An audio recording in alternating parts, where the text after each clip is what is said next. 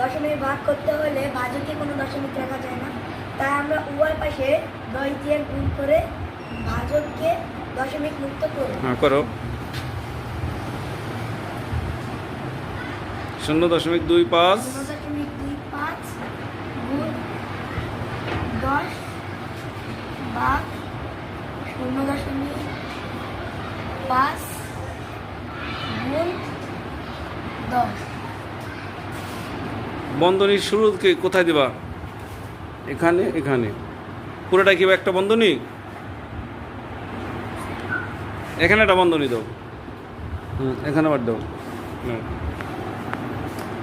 10 দিয়ে 0.25কে গুণ করলে দশমিক বিন্দু 1 গয় ডানে সরে 2.5 হবে ভাগ 0.5কে 10 দিয়ে গুণ করলে 1 গয় ডানে সরবে 5 হবে।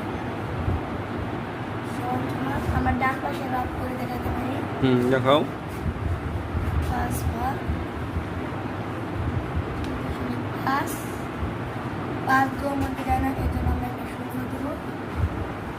শূন্য জায়গা দশমিক 2 5 নিয়ে আসবো।